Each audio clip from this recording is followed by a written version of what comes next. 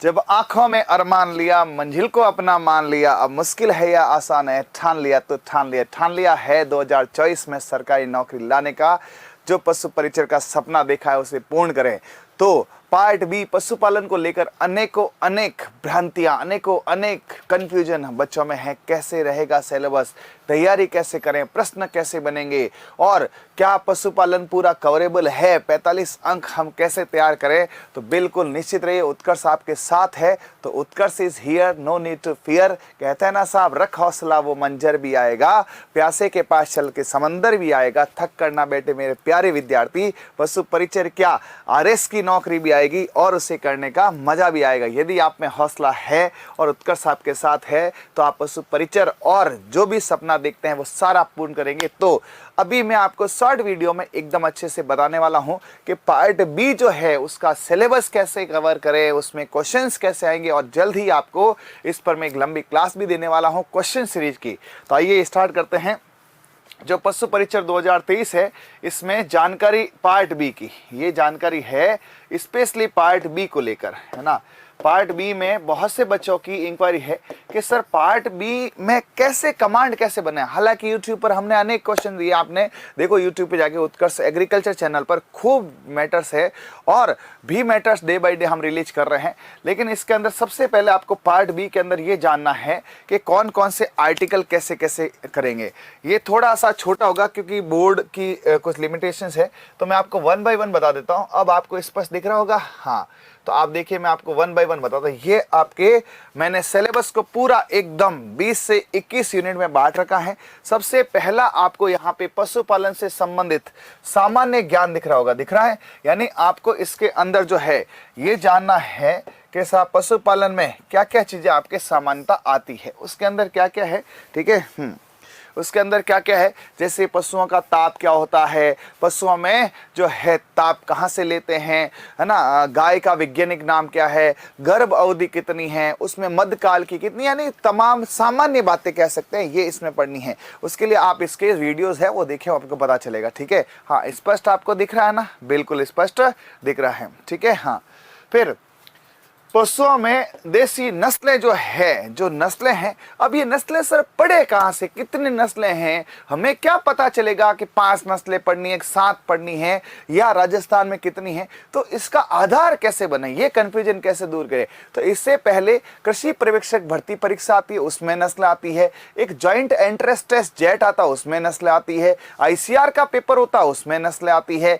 LSA एक परीक्षा होती है, आपके ऊपर परिचर के ऊपर कंपाउंडर की पोस्ट होती है, अभी एलएसआई है, ठीक है, उसमें परीक्षा में नस्ल आती है।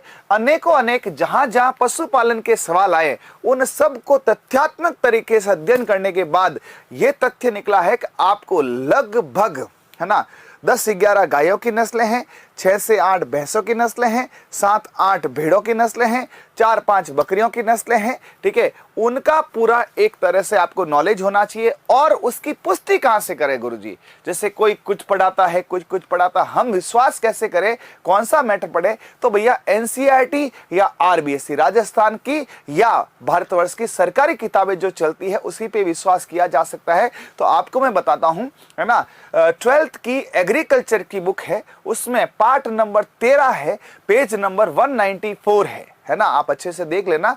12वीं की कृषि बुक है, एग्रीकल्चर की बुक है ना, उसके अंदर जो है पार्ट नंबर है 13 है और उस पे पेज नंबर 194 है। वहां पे एक पूरा अध्याय दे रखा है पशुओं की नस्लें, ठीक है। हमारा पूरा मैटर उसी पे बेस्ड होगा, उसी पे ऑथेंटिक होगा, वहां से पशु नस्लें आप पढ़े। यदि कल को आपत्ति भी लगानी होती है तो आप सरकारी किताब का यदि प्रूफ देते हैं तो मान्य होता है, पब्लिकेशन मान्य नहीं होता है, क्योंकि कोई कुछ पढ़ा सकता है, सरकार जो पढ़ाती है वो मान्य होता है। तो वहां से आप पशु नस्लें कीजिए, हम वहीं से पढ़ा रहे हैं। हमारा पूरा मैटर और मेरी किताब जो है वहीं से लिखी गई है, उसी को बेस बनाया गया है आरबीएससी को और सीबीएसई एनसीईआरटी को। कृत्रिम गर्भाधान ये कैसे पढ़ना है, तो इसका एक आर्टिकल होता है, इस पर कब कृत्रिम गर्भाधान करते हैं, कृत्रिम गर्भाधान होता क्या है, टेक्निक क्या होती है, उसके क्वेश्चंस क्या होते हैं, आपको इसके क्वेश्चंस मैं कल बताने वाला हूं। बंध्याकरण कैस्ट्रेशन एक पूरा चैप्टर है जिसमें कब करते हैं बंध्याकरण की, उसमें डेट क्या होती है, कैसे के साथ कब करते हैं। जैसे गाय भैंस में 10 महीने है ना, 8 से 10 महीने, 2 से ढाई महीने का हो, ठीक है, तो उसको अपन कर देते हैं 2 से ढाई, सॉरी महीने नहीं, सप्ताह, ठीक है। तो आपको 2 से ढाई महीने के अंदर यानी 8 से 10 सप्ताह, ठीक है, ये रहता, मतलब 2-2.5 महीने का बछड़ा हो तो उसका बंध्याकरण कर देते हैं। ऐसे कई क्वेश्चन है, ये तो एक प्रोमो वीडियो है, आपको इस पर मैं डिटेल में बताऊंगा कैसे है। फिर दुग्ध दोहन की विधियां, स्त्रवण काल, दूध कैसे है, डेयरी से संबंधित बातें कई आती है, पशुपालन की योजनाएं जैसे कामधेनु बीमा योजना अभी वर्तमान में चल रही है, इससे पहले उष्ट पशु बीमा योजना थी जिसमें ऊँटने के बयाने पे 10,000 रुपए मिलते थे, ठीक है, उससे पहले गोपालन योजना थी, अभी का कवच योजना थी, अभी का पालक योजना थी। ऐसी खूब सरकारी जो गतिविधियां हैं वो सारी आपको रीड करनी पड़ती है। उसके अलावा दुग्ध दोहन की अलग अलग विधियां होती है, जैसे स्ट्रिपिंग मेथड होता है, ठीक है, फुल हैंड मिल्किंग होती है। इस पे क्वेश्चन आया हुआ है, जेट में भी क्वेश्चन आया हुआ है, कृषि पर ये आया है, दुग्ध दोहन की उत्तम विधि कौन सी है, पूर्ण हस्त विधि बोलते हैं उसको। अभी रिसेंटली 2023 में सवाल आया हुआ है, वो भी आपको पूरा बताया जाएगा। उसके बाद में पोल्ट्री के बारे में आपको जानना है, और गौशाला प्रबंधन, ये तो चलो देखो साफ सफाई का महत्व, तो ये तो खाली नॉर्मल से सेल्फ कर सकते हैं, ठीक है। पशु आहार, चारा फसलें, चारा का विकास, ये थोड़ा एग्रीकल्चर का सेक्टर आ गया कि साहब कैसे क्या चारा है, चारे के टाइप है, इसमें रफेज, कॉन्सेंट्रेट, ये भी थोड़ा बहुत आपको ज्ञान होना चाहिए, ठीक है।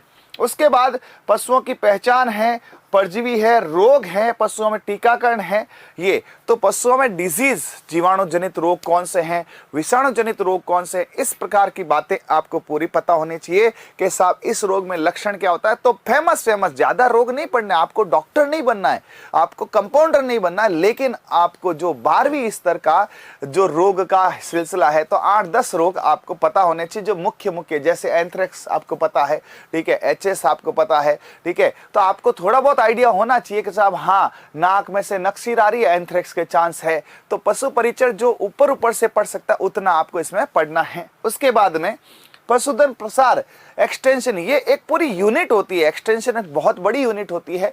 डॉक्टर्स में थोड़ा ज्यादा पढ़ाया जाता है, लेकिन आपको भी थोड़ा बहुत एक्सटेंशन का आइडिया होना चाहिए कि पशु प्रसार क्या होता है, पशुओं के साथ, जैसे पशुपालक के साथ उसकी जो है डिस्कशन कैसे करना है, उसके बारे में मतलब यूनिट है जी। उसके बाद में आपके हैं ऊन, मांस और ये, ठीक है, ऊन है, मांस है, दूध है, प्रति व्यक्ति, यहां से डेटा वाइज क्वेश्चन आएगा कि साहब दूध अभी जैसे राजस्थान में कितना दूध प्रति व्यक्ति है ना, प्रति व्यक्ति मास कैप्टा है जैसे 1130 समथिंग जो भी है, ठीक है। अंडों की, ये अंडों वाला अभी एफएसओ में आया था। फिर ये ऊन कतरन, भार डोना, वर्मी कंपोस्ट, ये तो सब सिंपल है। ये पशुओं की उम्र ज्ञात करना, अब कहने को बहुत छोटा है ना ये पशुओं की उम्र ज्ञात करना, इसमें आपको दंत सूत्र का आइडिया होना चाहिए, दांत कैसे होता है, क्योंकि दांत से उम्र निकालते हैं। पशुओं की उम्र आपको हैरानी होगी, क्योंकि पशुओं का डेट ऑफ बर्थ नहीं होता, रिकॉर्ड नहीं रखते कि साहब कब जन्मी थी, है ना, आपने तो क्या होता है डेट ऑफ बर्थ होता है। तो इसमें क्या होता है कि आपको एक परफेक्ट सिलेबस है इसका, एक परफेक्ट इसका पूरा फ्लो चार्ट है कि 6ठे महीने में मोलर 1 निकलता है, 18वें महीने में मोलर 2 निकलता है ना, 30वें महीने में मोलर 3 निकलता है। तो आपको मोलर के बारे में पढ़ना पड़ेगा। सींग पर छल्ले होते हैं, है ना, कि 2 साल तक छल्ला नहीं बनता है, तीसरे साल छल्ला बनता है, वो आपको थ्योरी पढ़ा के उसके बाद इसके क्वेश्चंस करने होते हैं। आप निश्चित रहें, ये काम हमारे 17 साल से चल रहा है, ऐसा नहीं हमने कल परसों किया, इस पर हमारी किताबें भी है, हमारे नोट्स भी है, और हमारे इस पर अनेक कोर्सेज है, एक नहीं, है ना, कम से कम 15 कोर्सेज हमारे पशुपालन पे चल रहे हैं वर्तमान में। उसके बाद में पॉलीथीन, ये आपका है पशु मेले, इसका वीडियो आपको उत्कर्ष चैनल पे मिल जाएगा, और पशु गणना का भी मिल जाएगा। लेकिन इसके क्वेश्चंस और इससे जुड़े हुए और रोचक तथ्यों के लिए आप लगातार उत्कर्ष के एग्रीकल्चर यूट्यूब चैनल पर बने रहें, और उत्कर्ष चैनल पर भी कभी कभार इस पर मैं कुछ वीडियोस डालता हूं। तो जल्द ही उत्कर्ष के एग्रीकल्चर चैनल पे मुलाकात होगी, और उस पे और भी काफी इन्फॉर्मेटिव वीडियो है। तो लगातार जुड़े रहे और अपने आप को सुदृढ़ करें, मजबूत करें, और सिलेक्शन लेके आए। इसी दुआ के साथ आपसे विदा लेते हैं, मिलते हैं जल्दी, तब तक के लिए okay, thank you, bye, all the best.